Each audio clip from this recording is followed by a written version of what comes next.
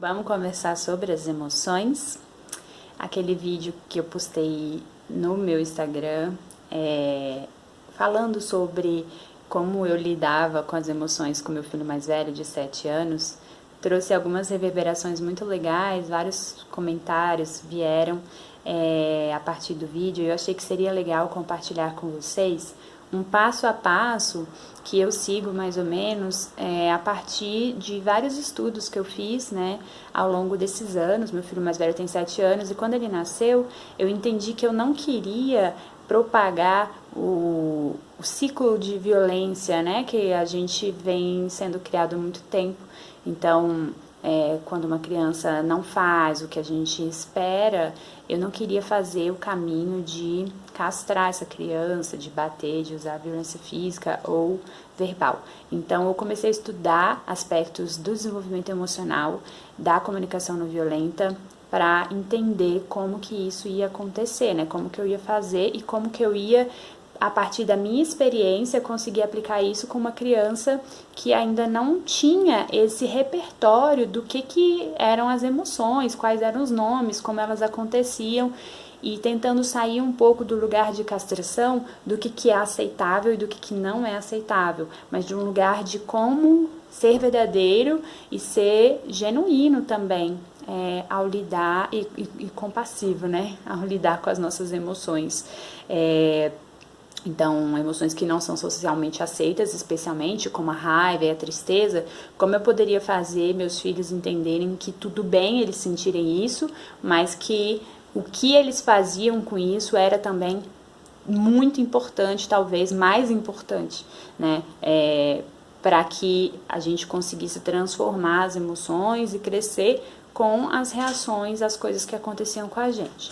Então, nesse período também, né, eu me formei em yoga, fiz vários cursos de formação e tudo mais, e no ano passado comecei a estudar compaixão, e depois tive a oportunidade de fazer o curso com Lama Wangdu, de compaixão, e depois de autocompaixão com a Lívia Stabile, do Plena Essência, que foram muito legais para trazer mais ferramentas para esse processo de desenvolvimento emocional dos meus filhos, mas que eu uso também comigo, né? Então, ao longo desse período de isolamento social, por exemplo, eu já tive vários ataques de ansiedade, minha avó faleceu, enfim, várias coisas aconteceram, e imagino que por aí também esteja sendo desafiador, vamos dizer assim.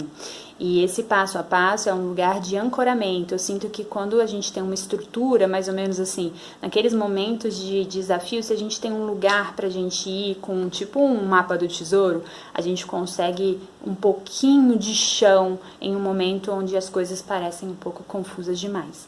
Então, eu estruturei esse passo a passo, que é um passo a passo que eu sigo, e com as crianças eu sigo um caminho um pouquinho diferente, mas eu vou conversando com vocês sobre essa conversa com as emoções. Então, a primeira coisa é a gente perceber que tem alguma coisa acontecendo.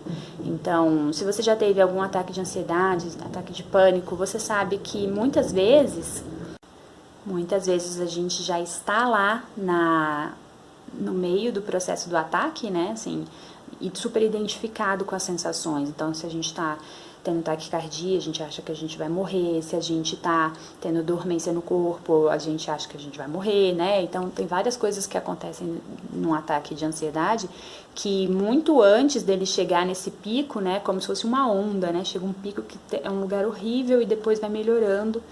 O rush de adrenalina vai diminuindo.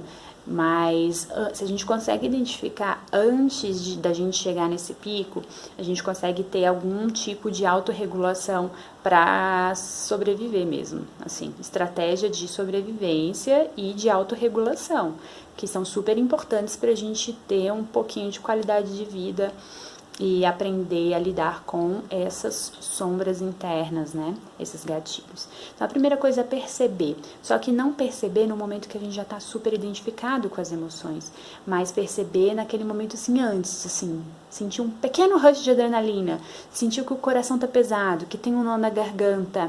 E para a gente perceber, a gente precisa estar atento e presente. E atento não é uma condição de tensão, isso é bem importante, aprendi muito isso com o Feldenkrais, porque o Feldenkrais trabalha com awareness, né, esse princípio, esse conceito de consciência, de presença, que é um pouco diferente do que a gente tem em outras coisas, mas é muito difícil de traduzir essa palavra de awareness.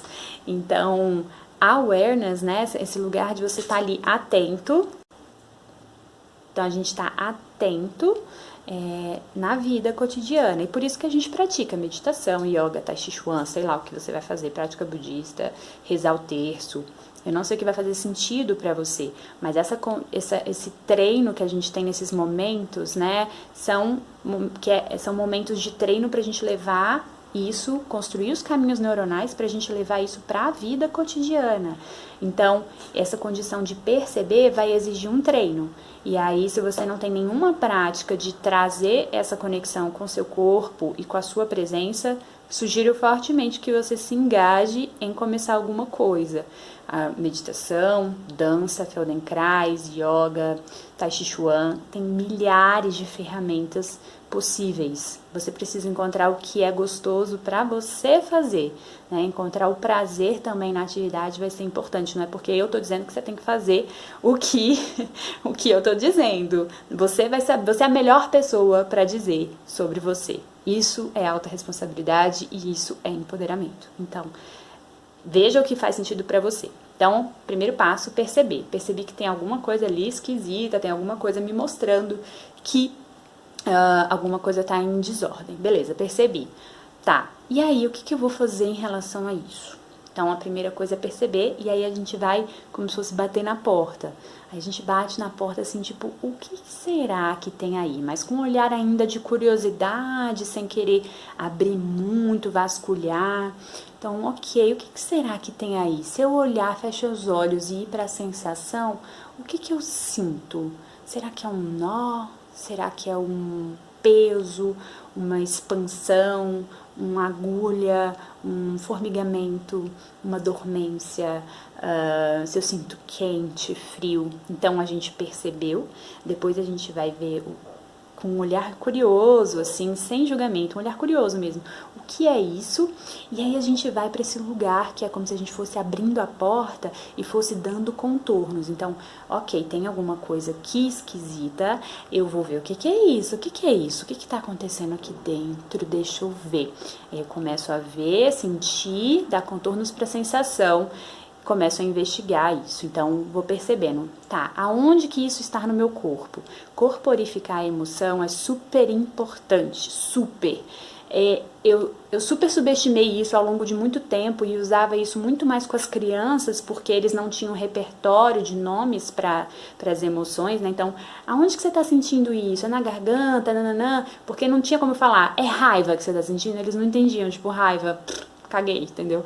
Então, aonde você estava sentindo isso? Então, para as crianças isso era muito natural, tanto que hoje eles falam assim, eu tô sentindo raiva na garganta. Hoje eles já trazem algumas coisas desse link de emoção e corpo.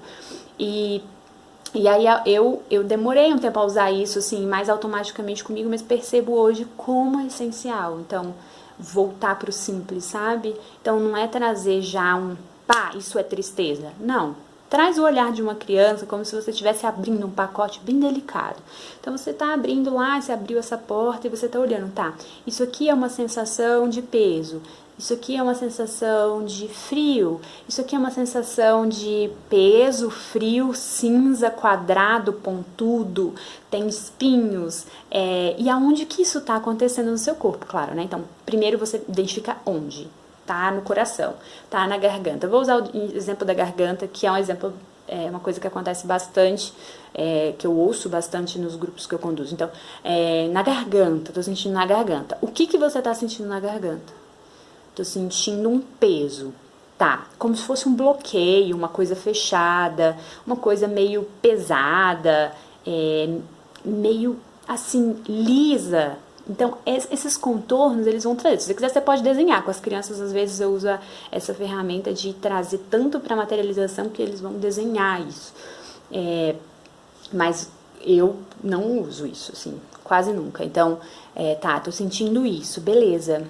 Aí eu percebo, poxa, esse contorno todo tá me trazendo uma sensação de angústia, eu tô um pouco me sentindo impotente, e aí a gente vai trazendo esse repertório de emoções, que aí pode ser, assim, um monte de coisa. E aí você pode chegar nas emoções mais básicas e perceber, poxa, eu tô triste, na verdade. Não, isso é medo. Não, isso é raiva. Não, isso é... Então, será... E vai para um lugar de curiosidade, não de julgamento, não de tipo, credo, tô sentindo isso. Não, gente, a gente está cultivando um espaço de amorosidade internamente. Então é um lugar de você olhar, com esse olhar, curiosidade, respeito, amorosidade. Você tá abrindo um pacote delicado, você tá, sabe, cuidado com você, sabe? Gente, né, não precisa, o mundo já tá tão cheio de lugares de desamor, não seja mais um desses lugares, né? Então traz esse lugar de, ok, deixa eu olhar isso aqui com cuidado, sabe? Então você tá abrindo esse pacote, aí você vai chegar numa emoção. Aí quando você chega numa emoção, ou às vezes você não vai chegar, eu percebi que, por exemplo, nesse período de isolamento social, para mim foi muito difícil entender que o que eu tava era com muito medo de vivenciar morte, de vivenciar uma série de coisas e misturada, né, energeticamente com o campo do inconsciente coletivo e tudo mais. Então, eu tive muita dificuldade de trazer os contornos das emoções. E quando eu percebi isso, eu percebi que tinha muita coisa que não era minha também. Então, isso é legal. E quando as coisas estão muito nebulosas, a gente pode fazer isso. Não chega na emoção. Nossa, tá tudo nebuloso aqui dentro. Eu sinto só uma desordem. Beleza, então você traz essa pergunta, essa próxima pergunta. O que você pode fazer em relação a isso? Então, eu estava com muito medo de muitas coisas nesse isolamento social, estava muito triste por muitas coisas nesse isolamento social, e aí, o que eu poderia fazer em relação a isso?